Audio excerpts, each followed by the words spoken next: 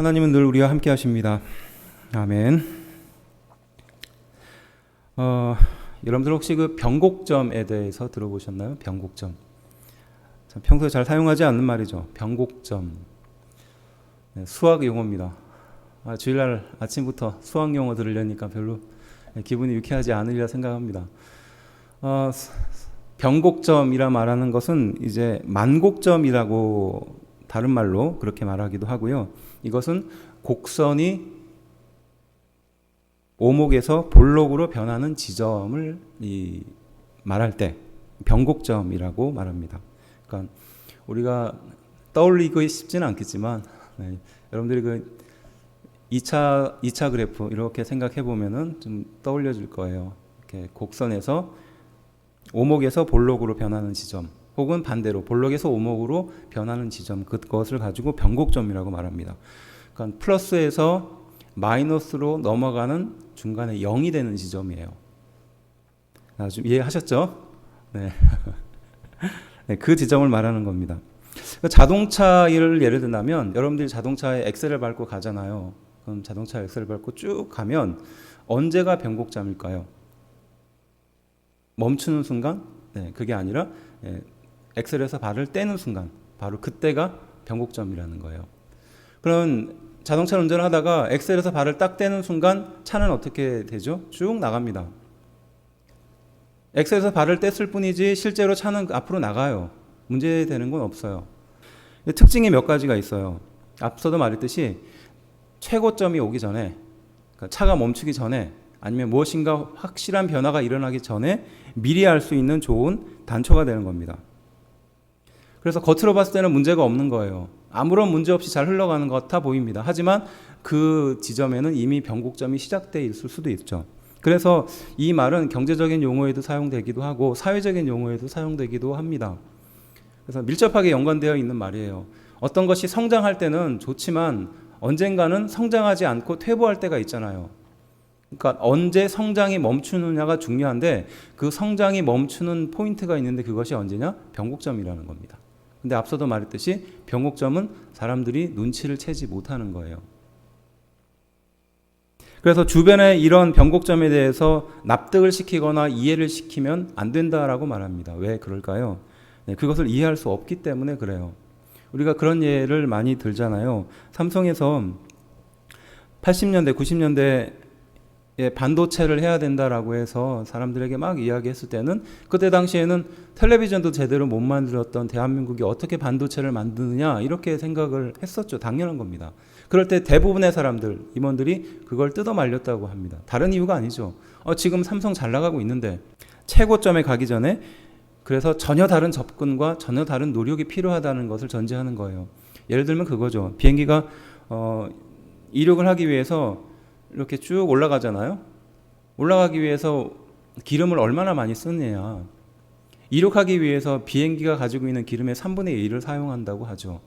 나머지는 거의 활공을 하듯이 가는 겁니다. 그 이면에 무엇인가 있다는 것이요. 이것이 변곡점이 주는 포인트입니다. 근데 이 변곡점을 가만히 생각해 보면 무엇과 같으냐? 고난하고 같아요. 어떤 어려움, 인생의 큰 위기.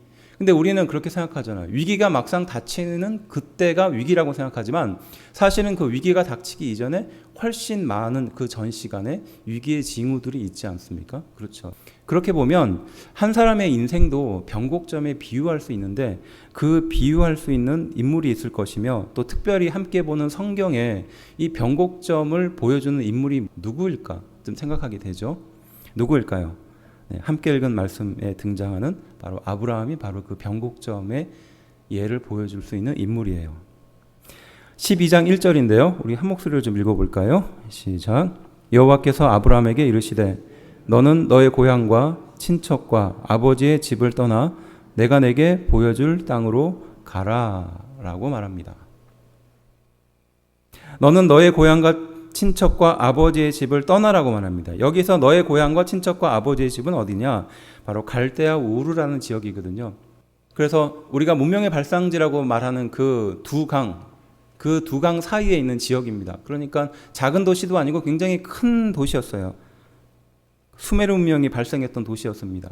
바로 이곳에 우리가 알고 있는 아브라함이 정착해서 살았고 또 아브라함뿐만이 아니라 그의 가족들, 그의 친척들이 그곳에서 함께 머물러서 살았습니다. 그런데 하나님이 어느 날 그 아브라함에게 나타나 말씀하신 거죠. 너는 너의 고향 친척과 아버지 집을 떠나라 라는 겁니다.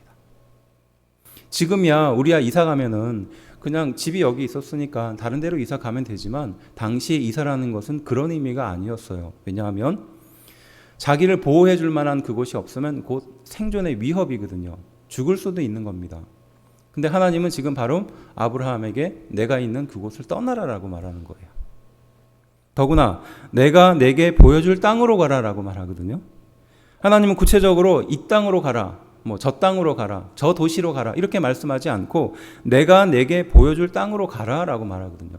하나님은 목적지를 정하지 않으셨던 거예요. 내가 너에게 어디로 가라고 말하지는 않는다. 하지만 내가 너에게 보여줄 땅으로 가라라고 말하는 거예요. 그래서 히브리서 11장 8절은 이 아브라함에 대해서 뭐라고 표현하냐면 갈 바를 알지 못하고 그곳을 나갔다라고 표현하거든요. 그러니까 아브라함은 자기가 어디에 도착할지도 모르는 상태로 나간 거예요. 75세, 나이가 많죠. 그 나이에 사회 경제적으로 안정을 버리고 친척을 떠나서 보여줄 곳, 어딘지도 모르는 그 땅으로 가야 될 상황에 처해진 겁니다. 기가 막히죠. 12장 2절입니다. 내가 너로 큰 민족을 이루고 내게 복을 주어 내 이름을 창대하게 하리니 너는 복이 될지라 라고 말하는 겁니다. 그리고 하나님은 아브라함에게 내가 너에게 복이 되도록 하겠다. 큰 민족을 이루고 창대하게 할 뿐만이 아니라 복 그 자체가 되게 해주겠다라고 말합니다. 그렇다면 복 그 자체는 무엇을 말하는 걸까요? 3절이 조금 더 구체적으로 말합니다. 너를 축복하는 자에게는 내가 복을 내리고 너를 저주하는 자에게는 내가 저주하리니 땅의 모든 족속이 너로 말미암아 복을 얻을 것이라 한지라. 이렇게 말하는 거예요. 너를 축복하는 자에게 내가 축복, 나를 저주하는 자에게 바로 그 사람에게 저주를 주겠다는 겁니다. 그래서 너로 인하여 모든 민족이 큰 은혜를 받게 될 것이다라는 겁니다. 이런 삶을 살고 싶죠. 내가 어디든 가든지 잘 되는 겁니다. 내가 가령 어느 가게를 방문했어요. 그럼 그 가게 내 뒤로 사람들이 막 따라와요. 그런 것과 마찬가지입니다. 네가 어디로 가든지 내가 너를 축복하겠다는 겁니다. 이게 하나님께서 말씀하신 복의 근원이 되게 해주겠다라는 구체적인 설명들이었어요. 정리하면 아브라함은 지금 인생의 굉장히 큰 변곡점 앞에 놓여져 있어요. 첫 번째 뭐냐? 75세입니다. 나이가 많았을 때예요. 그리고 사회경제적으로 안정되었을 때입니다. 그리고 친척과 터전을 이루고 있을 때였어요. 안정감을 느낄 때입니다. 인생으로 비유하면 10대, 20대가 아니라 30대, 40대 훨씬 그 시기가 지나서 삶의 모든 것들이 안정기에 접어들었을 때입니다. 바로 그때 하나님은 아브라함에게 이렇게 말씀하셨던 거죠. 그리고 큰 민족이 되게 해주겠다. 창대하게 하게 해주겠다. 그리고 복의 근원이 되게 해주겠다라고 하나님은 약속하는 장면이에요. 하지만 그 이면에는 어떠한 두려움이 도사리고 있었을까요? 생명의 위협에 놓여질 수 있는 겁니다. 가족이 큰 고통에 놓여질 수 있는 거예요. 남은 인생이 어떠한 방향으로 흘러갈지 모르는 지경에 놓여질 수 있는 겁니다. 안정감이 없는 인생을 살아야 되는 거예요. 만약 현재에 대한 불만이 있었다면 그리고 만약 아브라함이 간절히 이루고 싶은 소망이 있었다면 또 아브라함이 복의 근원이 된다는 말에 욕심이 만일에 생겼다면 또 아브라함이 모험을 좋아했던 사람이라면 아마 이 말씀을 붙들고 갔을 거예요. 그렇겠죠. 지금 현재 내가 만족되는 게 없으니까 더 나은 것을 찾아서 하나님의 말씀을 쫓아서 갔을 수도 있을 겁니다. 그런데 성경은 4절에 무엇이라고 표현하느냐? 여호와의 말씀을 따라갔다라고 아주 짧게 표현하는 거예요.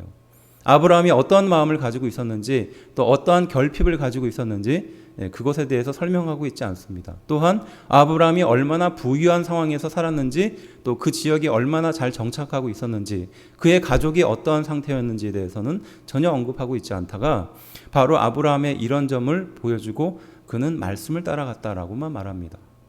그러니까 우리는 그 아브라함의 상황을 추측할 수밖에 없어요. 만일에 여러분들이라면 어떻겠습니까? 모든 것이 다 안정됐어요. 10대, 20대 때야 여기에 살 수도 있고 저기에 살 수도 있으니까 이사 갈 수도 있고 전혀 다른 정착지에 갈 수도 있어요. 자신의 필요나 그 부족과 결핍에 따라서 다른 데로 이사할 수 있습니다. 더 좋은 직장 갈 수 있죠. 근데 40대나 50대나 그 이후 훨씬 나이가 많이 들면 아무래도 힘들고 어렵지 않을까요? 더구나 가족들의 지지도 받아야 하고요. 그렇게 본다면 만일에 우리에게 이런 첫 번째 변곡점이 온다면 아마 아브라함처럼 말씀을 따라갔다라는 그런 고백은 힘들 겁니다. 어쨌든 중요한 건 아브라함은 말씀을 따라갔다라고 말을 하는 것이에요. 자, 이제 그 이후의 인생을 한번 예상을 해볼까요? 자, 아브라함은 힘들고 어려운 결정을 내렸어요. 자기가 가지고 있는 모든 기반을 다 떠나고 자신이 의지할 만한 것들을 다 내려놓으면서 아브라함은 결정한 겁니다. 그리고 그것은 온전히 믿음으로 결정한 거예요. 말씀을 따라갔다고 했으니까. 다른 어떤 단서를 달지 않았습니다. 그렇다면 아브라함의 이후의 인생은 어떻게 됐을까요? 잘 돼야겠죠. 그렇죠? 그 다음에 어떤 일을 해도 풀려야 됩니다. 축복이 넘쳐야 돼요. 그렇겠죠. 그런데 사실 그 이후의 이야기들이 등장하는데요. 12장 6절에 아브라함이 이제 900km가 넘는 그 먼 거리를 이동해가지고 겨우 하나님의 말씀대로 정착한 그 장소가 어디냐? 가나안이라는 지역입니다. 그런데 그 가나안 지역에 12장 6절에 이렇게 말하거든요. 가나안 민족이 거기 살았다라고 말하고 있어요. 근데 이게 우리는 그냥 가나안 민족이 살았다라고 볼 수 있지만 사실은 가나안 민족은 12정탐꾼이 가나안 땅을 정탐해보고 왔더니 우리는 메뚜기 같다 이렇게 얘기하죠. 결국 그것을 통해서 이스라엘 백성들이 결국은 다 못 들어가게 되는, 가나안 땅에 못 들어가게 되는 결과가 그때 생기는 거거든요. 힘들고 어려운 결정을 내려서 900km나 가가지고 도착을 했더니 거기에는 가나안 민족이 살고 있었어요. 바꿔서 말하면 도저히 아브라함과는 같이 살 수 없는 그런 사람들이고 상대적으로 크고 상대적으로 범접할 수 없는 사람들이 거기에 살고 있었던 겁니다. 그게 끝이 아니라요. 가뭄을 만납니다. 가뭄을 만나서 애굽으로 도망가요. 피신합니다. 그런데 애굽으로 피신해서 어떤 일이 생기느냐? 아내 사례를 왕에게 빼앗길 뻔한 그런 위험에 처하게 돼요. 그게 끝이 아닙니다. 조카 롯과 헤어집니다. 함께 그 갈대아 우르를 떠나왔던 조카 롯과 헤어지게 돼요. 어떤 다툼으로 인하여 가족 간의 분쟁으로 헤어지게 돼요. 그리고 또 어떤 일이 생깁니까? 이 롯을 구출하러 아브라함이 전쟁을 나가게 돼요. 메소포타미아 지역의 4개 지역에 있는 그 민족들과 연합체와 같이 전쟁을 하게 되는 거예요. 정리해보면 아브라함이 도착한 지역에는 가나안 사람이 거주했어요. 도저히 이길 만한 능력이 없는 그런 사람들입니다. 융화될 수 없었던 강대한 적이었어요. 가뭄을 만나서 애굽으로 피신했지만 거기에 아내를 왕에게 뺏길 만한 위험에 처해지게 됩니다. 조카 롯과도 헤어집니다. 그리고 그 롯을 구하기 위해서 전쟁을 치러야 되는 상황에 빠지는 거죠. 결국 전쟁은 승리하지만 롯을 구출해 오지만 아브라함의 입장에서는 이제 그 4개 나라가 금방 이제 아브라함에게 쳐들어오면 안전을 보장할 수 없는 상황이 되거든요. 자, 이게 앞서 말했던 하나님이 아브라함에게 약속한 그 축복이냐는 거예요. 내가 너를 복의 근원이 되게 해주겠다. 어디 가든지 잘 되게 해주겠다. 너를 저주하는 이렇게 말씀하셨던 그 하나님의 약속이 있는데 막상 지금 현재의 상황, 그 이후에 펼쳐진 상황을 보니까 하나도 그것과 맞지 않는다는 겁니다. 아브라함이 잘 나온 걸까요? 아마 후회했을 거예요. 저라도 아마 후회했을 겁니다. 그래서 15장 1절은 바로 그렇게 실망하고 좌절하고 두려움에 떨고 있었던 아브라함에게 하나님은 다시 한번 찾아가시죠. 15장 1절입니다. 한번 읽어볼까요? 시작. 이후에 여호와의 말씀이 환상 중에 아브라함에게 임하여 이르시되 아브라함아 두려워하지 말라. 나는 내 방패요 너의 지극히 큰 상급이니라. 아멘. 아브라함아 두려워하지 말라. 바꿔서 말하면 두려워하고 있었다는 것이죠. 왜 두려워하는지 우리는 잘 알고 있어요.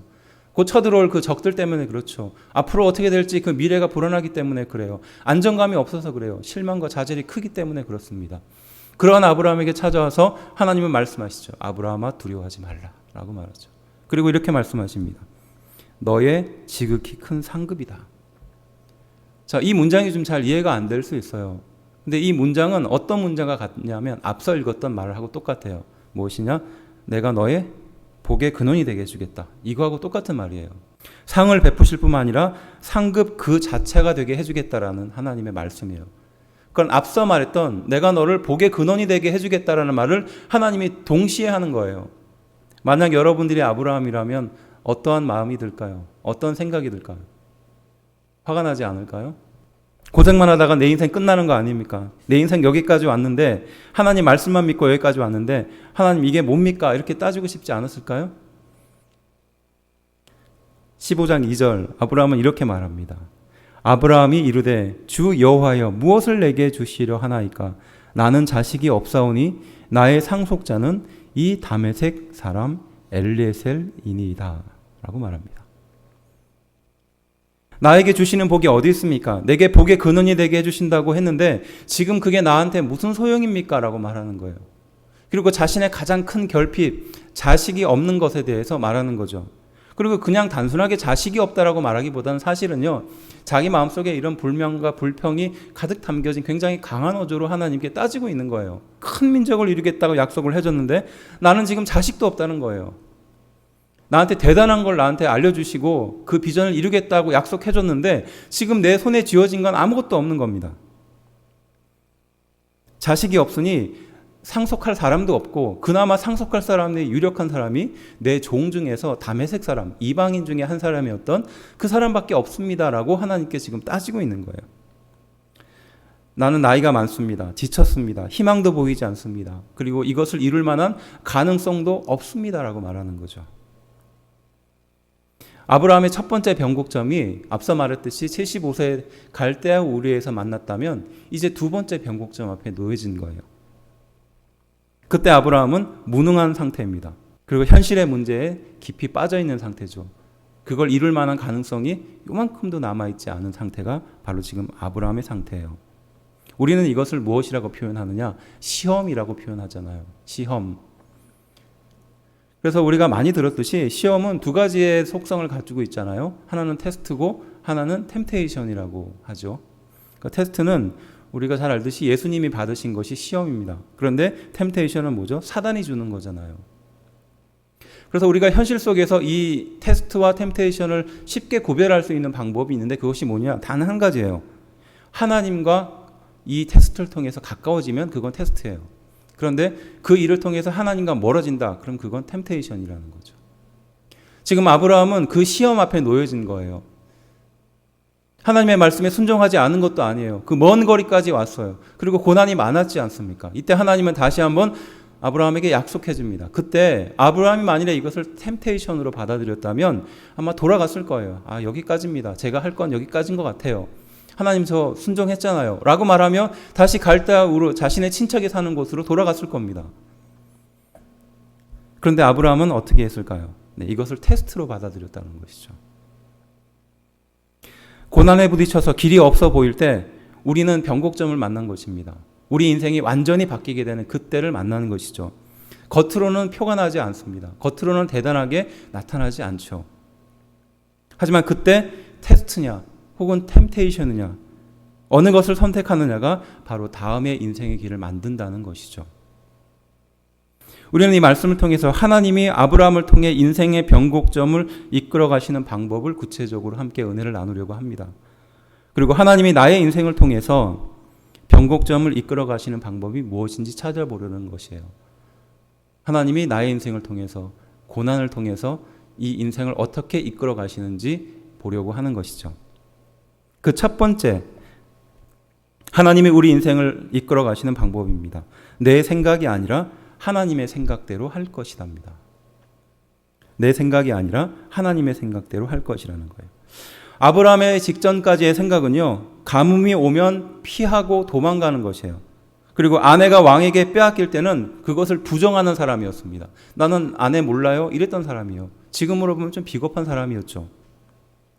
더구나 조카 룻과 싸우게 되거나 가족 간에 문제가 생기면 일단은 물러나고 보는 사람이었어요. 그리고 75세가 다 되도록 하나님께서 나에게 약속을 이뤄주지 않을 것 같을 때, 그것마저 없을 때는 가장 최저의 선택을 하는 거죠.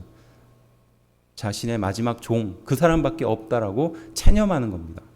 이게 아브라함의 상태였어요. 그런데 하나님께서는 그러한 아브라함에게 15장 4절 이렇게 말합니다.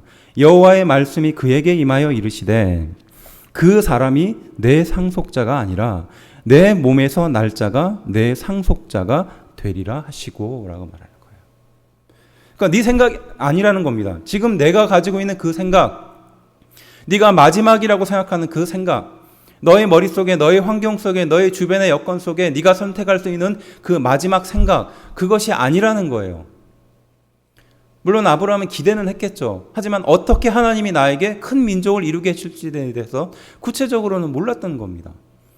어디로 가야 될지도 몰랐는데 어떻게 큰 민족을 이루게 해주겠다라는 그것을 알 수 있겠어요. 몰랐던 거거든요. 물론 기대는 했을 거예요. 그렇지만 아브라함은 나이가 75세잖아요. 그렇죠. 생각할 수 없는 영역이었어요. 하나님은 그러한 아브라함에게 네 생각이 아니다라는 거예요. 내 생각이 있다는 거예요. 무엇이죠?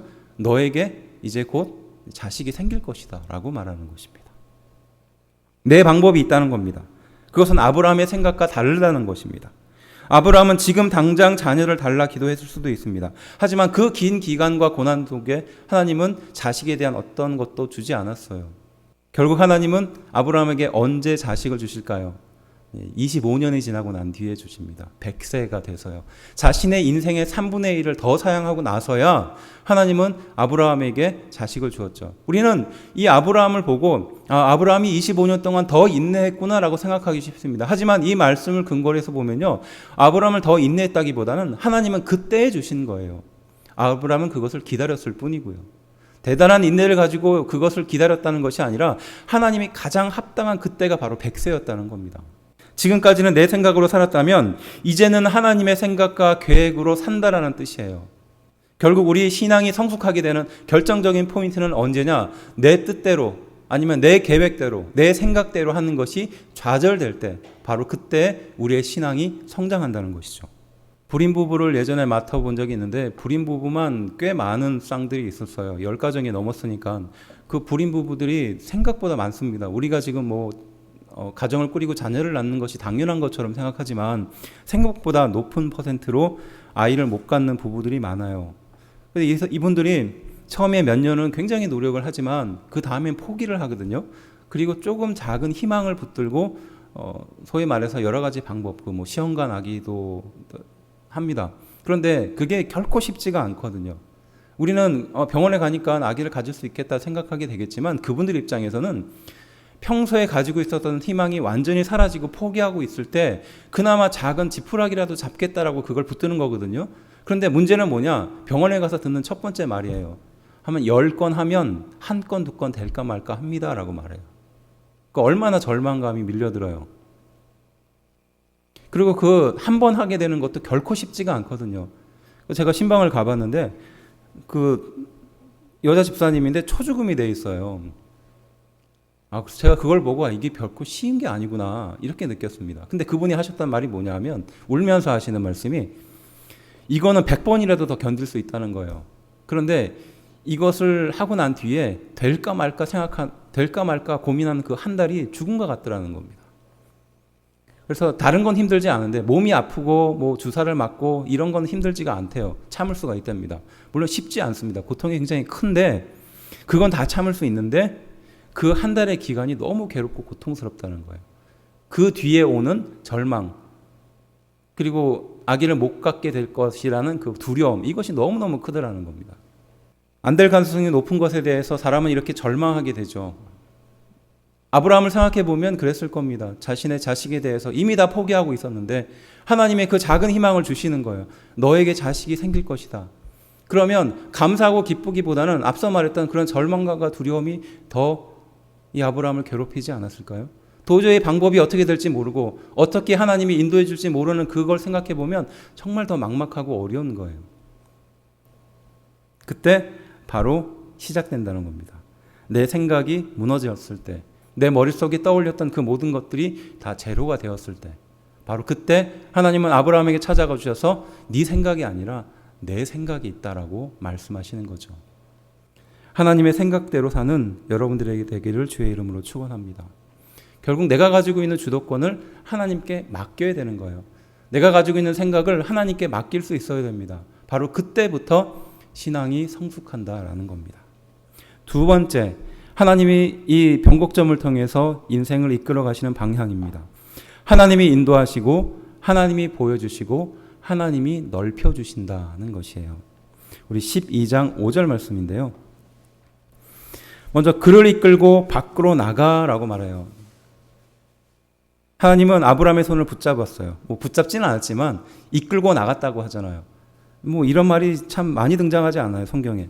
하나님이 아브라함의 손을 붙잡고 나간 겁니다. 이끌고 밖으로 나간 거예요. 하나님이 인도하신 거죠.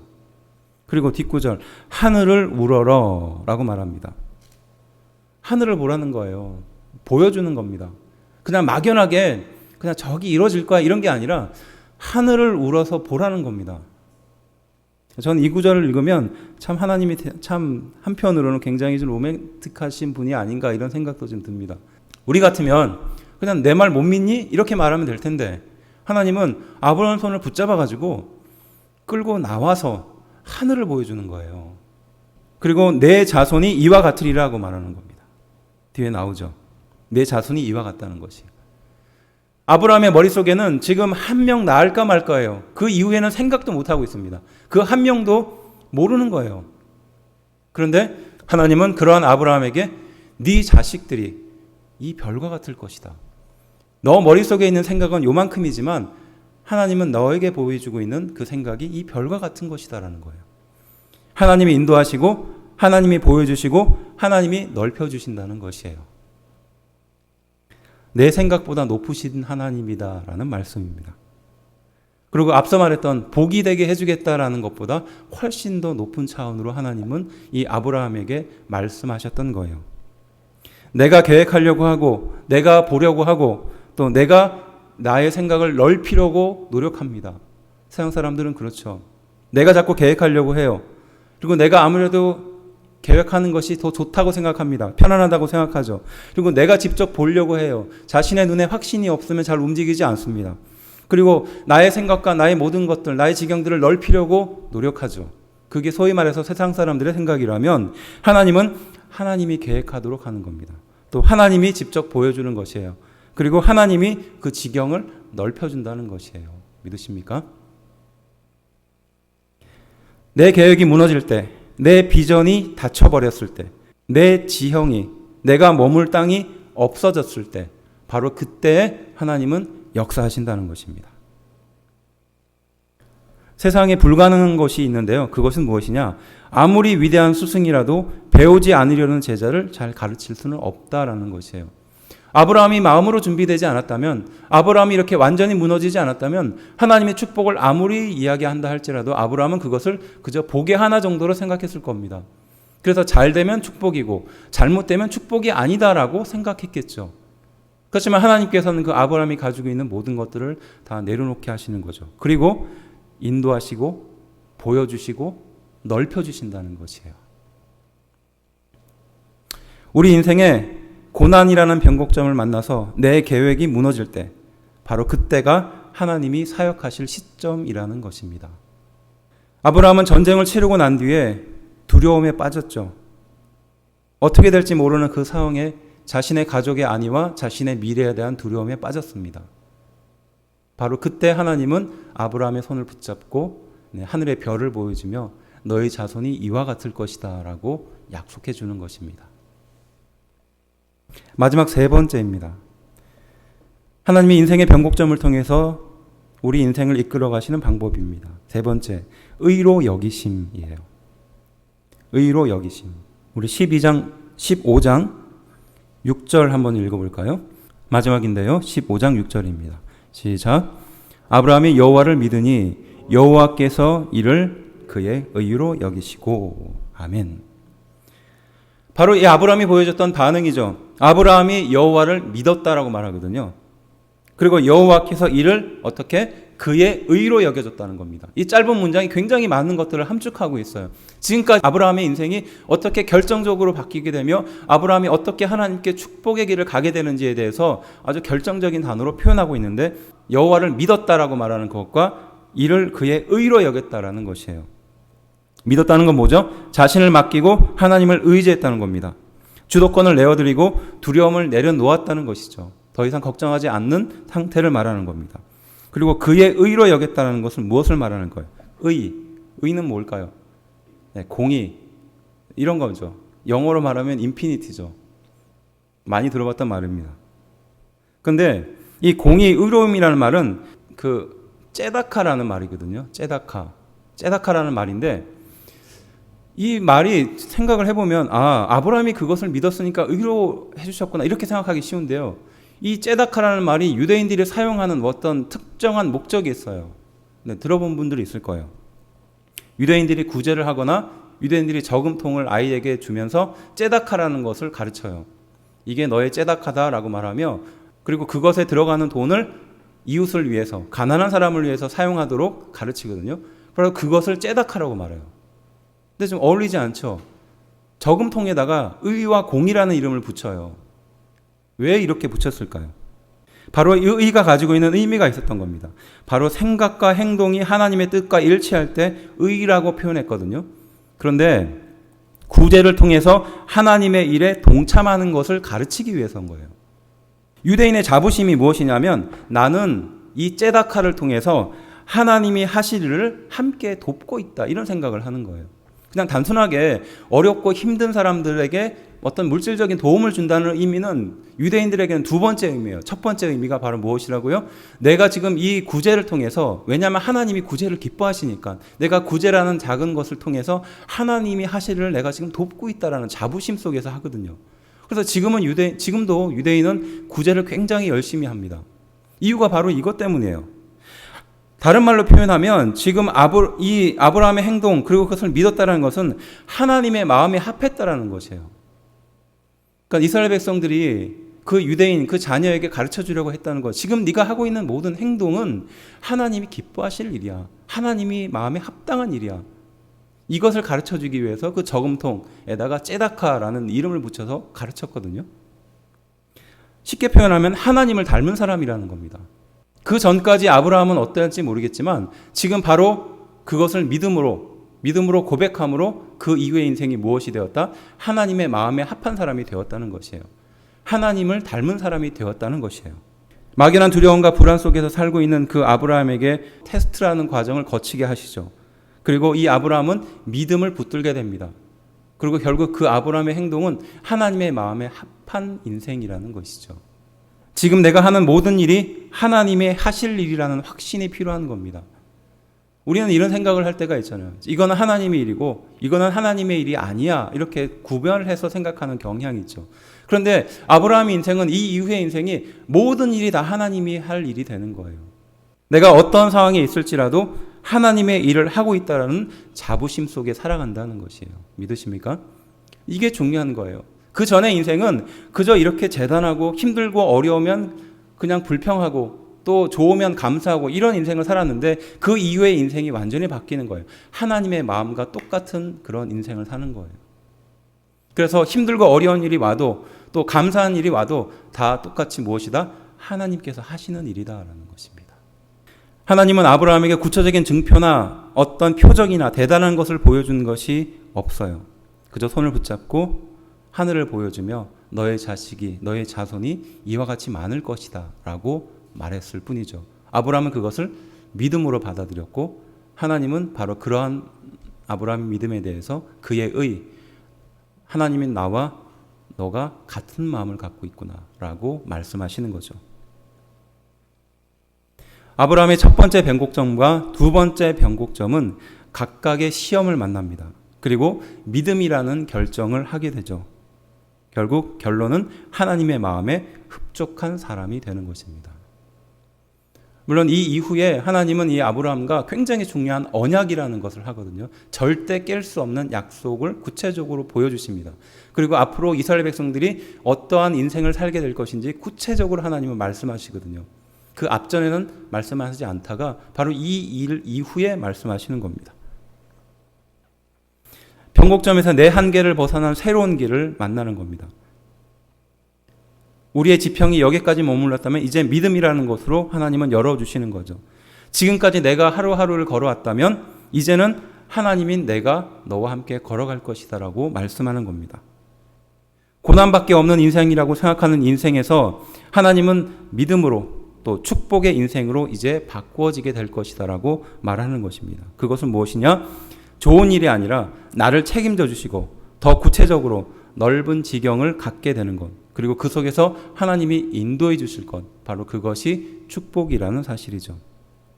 갈대아 우리에서 그곳을 떠나 내가 내게 보여줄 땅으로 가라라고 말씀했을 때, 또 전쟁 후에 아브라함이 두려움에 빠졌을 때 너에게 자손을 줄 것이고 하늘의 별과 같은 큰 축복을 줄 것이다라고 아브라함에게 약속했지만 아브라함은 그 이후에 일어난 일들을 감히 상상도 못했을 거예요.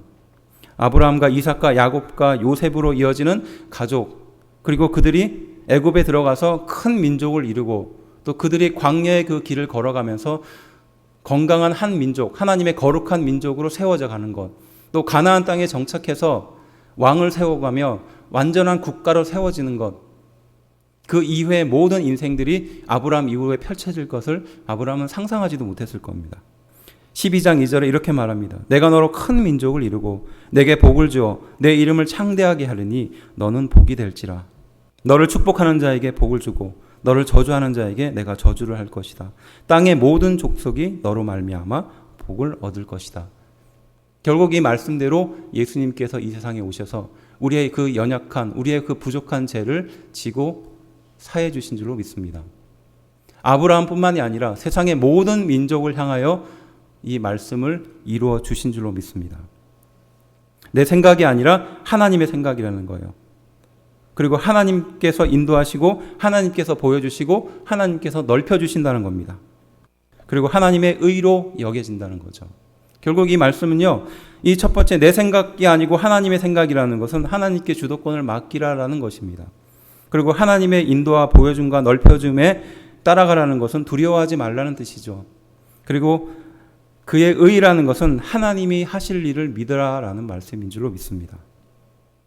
수천 년이 흘려서 예수 그리스도를 통해서 이미 하나님은 우리에게 말씀하고 계십니다.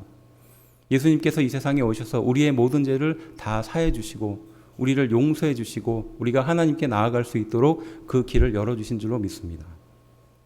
세상을 바라보며 불행을 바라보며 사는 그런 인생에 예수님이 찾아오셔서 우리의 인생을 완전히 바꾸어 주신 줄로 믿습니다. 겉으로는 드러나지 않죠. 그냥 우리의 인생이 바뀌어지지 않는 것 같아 보이니까요. 당장 내 눈앞에 고난이 가득하니까요. 또 그 고난이 변한 것 같지 않고 더 힘들고 어려운 고난이 예상되고 또 괴로운 상황이 예상되기 때문에 그렇죠. 그런데 중요한 것은 예수님이 우리 인생의 변곡점을 오셨다는 뜻입니다. 아무리 힘들고 어려운 일이 내 인생에 닥칠지라도 그것을 감사로 받아들이고 또 괴로운 인생의 길을 걷게 될지라도 그것을 은혜로 받아들일 수 있는 것, 그것은 결국은 예수님 때문이라는 것이죠. 지금 이 시간에도 예수님은 우리의 인생에게 말씀하십니다. 우리가 살고 있는 그 순간순간에 말씀하시고 교훈하고 계십니다. 그리고 끊임없이 새로운 길을 말씀하고 계시는 줄로 믿습니다. 내가 생각하지도 못했던, 내가 꿈꿔보지도 못했던 그것을 우리 인생 가운데 계획하시고 이끌어 가시는 줄로 믿습니다. 복이 중요한 것이 아니라, 잘 되는 것이 중요한 것이 아니라, 내 계획대로 되는 것이 중요한 것이 아니라 바로 예수님이 나와 함께하는 것이 더 중요하다는 사실을 이 말씀을 통해서 다시 한번 깨닫게 됩니다. 이미 내 인생을 향하여 예수님은 행복한 계획을 시작하셨습니다. 내 눈에 보이지 않을 뿐입니다. 지금까지 길을 버리고 완전히 새로운 길을 이미 예수님께서 준비하고 계시는 줄로 믿습니다. 하루하루의 인생을 살아갈 때 나에게 새롭게 길을 보여주시는, 새로운 변곡점을 주시는 그 하나님의 은혜, 또 예수님의 은혜 앞에 나아가게 되는 우리가 되기를 주의 이름으로 축원합니다. 기도하겠습니다.